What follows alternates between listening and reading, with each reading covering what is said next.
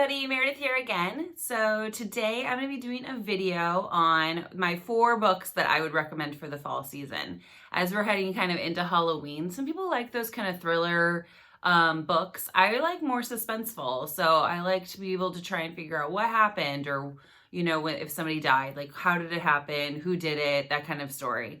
And less about like the gruesome parts of it. So these books are kind of geared towards the suspenseful side of things. And if you're interested in that, keep watching because I think you'll really find some books that you'll like.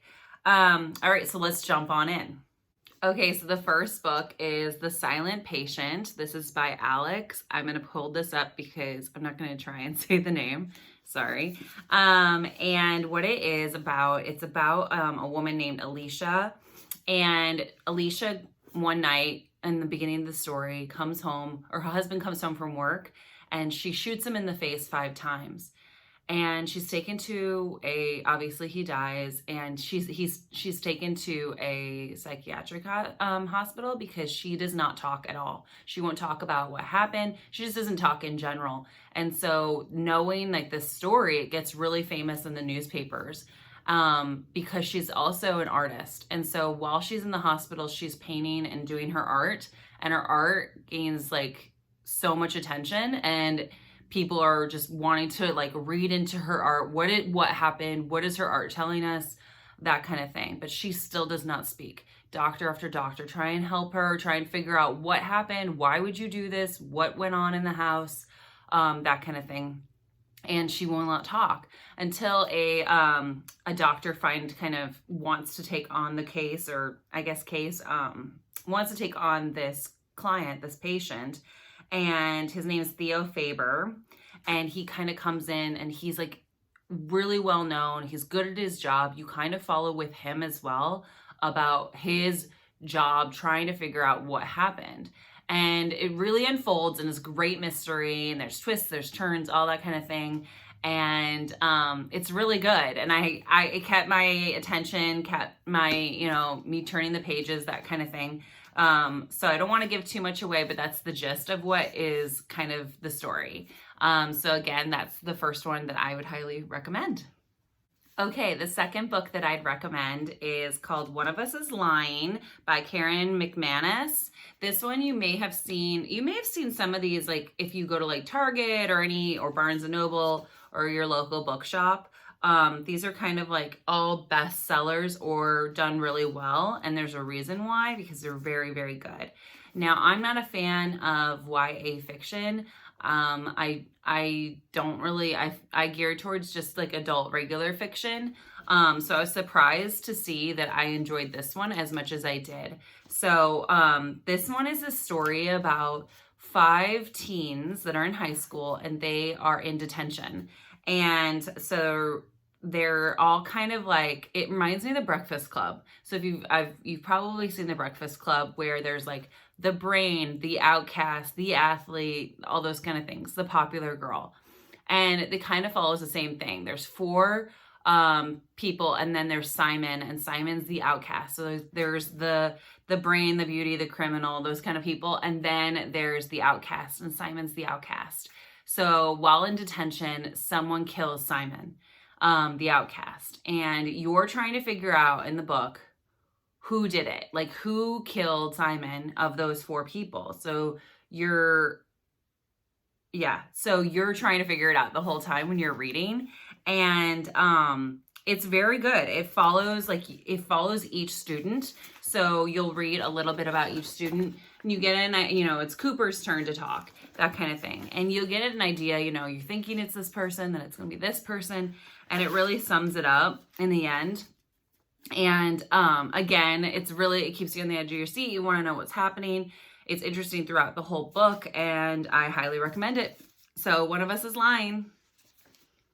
Okay, so the next book I have is called In a Dark, Dark Wood by Ruth Ware. Ruth Ware, you may recognize that name. She's written a lot of great books and is a really good author. And this book kind of follows this one woman named Leonora, and she is a writer. And she gets an email saying her friend from college, like from a long time ago, is having they call it a hen do or a hen party in England. And so it's like a bachelorette party. She's going to have her bachelorette party and she's inviting her to come, and she sees the list of people that are coming, and she has not talked to this girl in years and years and years. They kind of just, it's kind of like your Facebook friend that you've known for a long time, but she awkwardly invites you. And she does not want to go. She does not want to go at all, but she gets herself to go when she starts talking to another friend that she noticed in the email. So she decides to go and go to the party. And it's a weekend. So it's not just like one night. It's a whole weekend in a cabin in the woods. She gets there. The cabin's really beautiful. It's secluded into the woods and all that kind of stuff. And mayhem ensues. So she's dealing with these people that she has not seen in forever. None of them have really seen each other in a long time.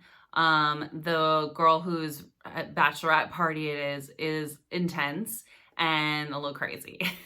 So, and then something happens. Something big happens at the house, and you have to figure out who did it, how's she gonna get out, all that kind of stuff. And I just remember one scene, she's like running through the snow from the woods. And I don't know, it was such a good visual, like when you can see yourself being in her shoes and doing that.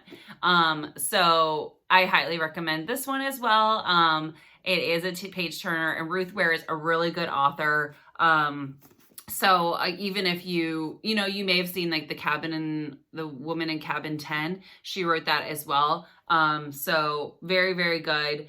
Again, it's not scary. It's suspenseful, and it's like, you want to know what happens next. It's not like it doesn't give me nightmares. Like, these are the things that they don't give me nightmares. They don't bother me after I put the book down. I just want to know what happens. So again, that's my next choice for you. Okay, so the next book is Behind Closed Doors by B.A. Paris. This book follows Jack and Grace. And Jack and Grace are like that beautiful, perfect couple. They've been married for a year, I believe, in the book. And but something's up. So no one can get really close to Grace. Say like at a party or near her at a party, Jack is right there. She does not have private conversations. She does not, you can't get her alone. Jack's always calling her, wants to know what's going on. It just comes off as a controlling, abusive relationship, and that Grace is like kind of under his spell, can't get away. So you can kind of not like, you can put for me, I can see like myself and like the friends and like not knowing what to do in those situations. And not knowing how to help because you don't know really what's going on. It's all, you're just suspecting what's going on. So, it was really, really good. And she has a special needs sister. So the sister is they're always dealing with how the sister is going to get financial help. So Jack is wonderful, and Jack is providing all this money for her sister and making sure she's okay. But like the sister is very, I don't know if she's like developmentally just delayed or something like that. But it's cool because she knows more and she wants to say more. And so you're kind of rooting for the sister as well because she knows something and she wants to say it, and she wants to be the sister to Grace and like, oh, this is what you need to do, or let's do this. And the story builds, you find out more and you know more. And, but it's cool to see Grace and her sister. I can't remember her sister's name, but her sister and her, have a loving sisterly relationship. And then on top of that, so the one is, disabled. And so how she really like can be kind of the hero in the story. So, it's a very, very good book. I think it's a different take on a abusive, controlled relationship. And I don't know if I've read too many books on that. And I think this opened my eyes to what, how hard it is to kind of help a friend in that situation. So it's a page turner and I highly recommend it. Okay, so as you can see, my 4 choices are kind of along the same lines. That suspenseful page turner, You can kind of get in with the characters, that kind of thing. So I wanted to leave two like great books that you've probably heard of that I think of perfect for fall, that I'm not going to go into great detail because you probably know them. And if not, I mean, check them out because they're really good. This one is Harry Potter and the Philosopher's Stone. This is a Ravenclaw version. I'm Ravenclaw, in case you were wondering. And so it's a special edition one that came out, but any of these copies would be great. And just a really good book. And I think because it's like witches, fall like, going back to school. As you can see, I'm a Harry Potter fan.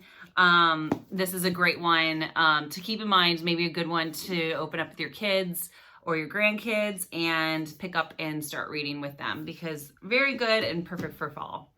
The next one is Little Women. This is a classic and one I've read a couple times. Little Women, I mean, it goes through all the seasons, but I really feel like fall is a great time to start it. Because then it'll go into Christmas time and then spring, and you kind of, I always feel like fall is like I just think of it in fall. So Little Women, a great classic and a great book. And so those are the two that I would kind of recommend that are different than what I showed you previously. So I hope that you enjoyed this video. I hope you find some great reads to read this fall season. Nothing better than when it gets cooler and you have a blanket and you can curl up on the couch and read. That's like my favorite thing ever. So I hope you find some great things. I hope some of these were helpful for you and that you're having a great October. I'll talk to you all later. Bye.